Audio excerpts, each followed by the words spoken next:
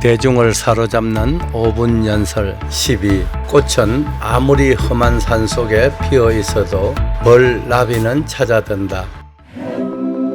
이 내용은 2005년 4월 부천대학교 경영학과에서 펼친 특강의 내용입니다. 조건 없이 먼저 베푸는 사람이 성공한다는 내용을 담고 있습니다. 베푸는 것은 습관적으로 몸에 배어야 하고 자연스럽게 표출될 수 있어야 한다고 황금소는 생각합니다. 꽃이 향기를 내뿜어 벌 나비를 유인하고 꿀을 따가도록 하는 것은 자연스러운 베품일 것입니다. 그러는 과정에서 자신도 모르는 사이에 벌과 나비의 다리와 몸에 묻은 꽃가루는 다른 꽃으로 전해져서 수정이 이루어지고 그럼으로써 꽃은 종족을 번식하고 보존할 수 있는 것입니다. 이 세상에는 일방적인 베품은 존재하지 않습니다.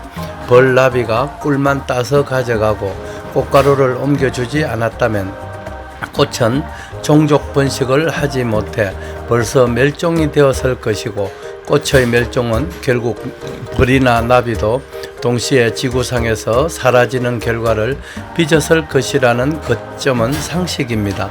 습관적으로 베품이 몸에 밴 사람은 절대로 가난해질 수가 없습니다. 베푸는 것 이상으로 들어오는 까닭입니다. 황금손이 21살 때의 일입니다. 1978년 6월 철쭉제가 한창인 지리산에 간 적이 있었습니다. 산행을 하는 중에 갑자기 뒤가 마려웠습니다. 점심때 먹은 김밥이 상했던지 배가 아프고 설사가 나서 견딜 수가 없었던 것이지요. 사람들의 눈을 피해서 급하게 달려간 곳이 등산로에서 40m 쯤 벗어난 바위 밑이었습니다. 그곳에서 시원하게 이를 보면서 가만히 살펴보니 바로 2-3m쯤 떨어진 눈앞에 나리꽃 한 송이가 피어 있었고 바람도 없는데 나리꽃이 조금씩 흔들리는 모습이 보였습니다. 일을 마친 후 꽃이 있는 곳으로 다가가서 자세히 들여다보았던 바 나리꽃 속에 벌 한 마리가 꿈틀거리고 있었습니다. 황금소는 깜짝 놀랐습니다. 지리산 정상이 가까운 이 먼 곳까지 벌이 날아오다니 잠시 생각에 잠겼습니다. 꽃은 종족 번식을 위해 이 먼 곳까지 벌나비를 불러와야 할 필요성으로 향기를 발산했을 것이고 여기까지 온 수고에 대한 보답으로 꿀을 선사했을 것입니다. 벌은 꿀을 따서 가져가면서 감사의 뜻으로 꽃가루를 근처에 있는 다른 꽃에다가 옮겨 주었다는 추론이 가능합니다.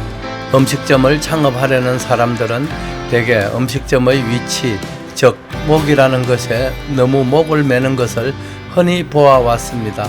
창업 상담을 하면 대개의 예비 사장님들이 위치 선정을 음식점 창업에 있어서 제1의 덕목으로 여기는 것을 보면서 안타까움을 느낀 적이 한두 번이 아닙니다.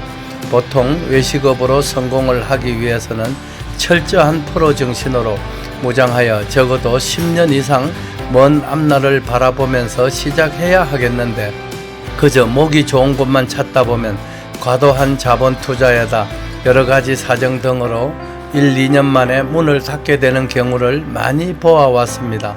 동서고속도로가 개통되기 전이었던 까닭에 강원도 고성군 토성면에 있는 백촌 막국수집을 찾아가기 위해서는 서울에서 오전 8시 안에 출발해야 12시경에 도착할 수 있었습니다.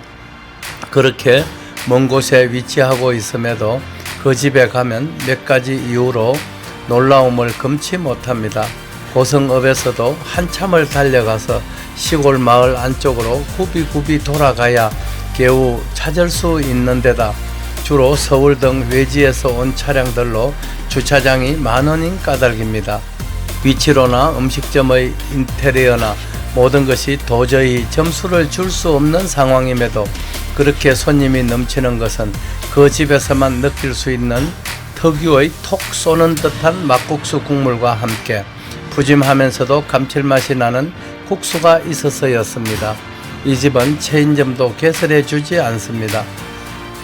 비밀이 새어나갈까 두렵기 때문이랍니다. 음식점을 하려면 이 정도는 되어야 하지 않을까요? 음식이 맛있으면 음식점은 아무리 깊은 산속에 있어도 손님은 찾아옵니다. 험한 산속에 피어있는 꽃에 벌나비가 찾아가듯 말입니다. 여러분, 이런 경우가 비단 음식점에서만 통용되는 것일까요? 인생사가 베품을 생활화한다면 보람과 함께 부는 저절로 따라올 것입니다. 황금소는 출산 절벽을 극복하는 일에 목숨을 걸었습니다. 감사합니다. 다대열의 세상만사. 구독과 좋아요를 눌러주시면 황금소는 큰 힘을 얻습니다.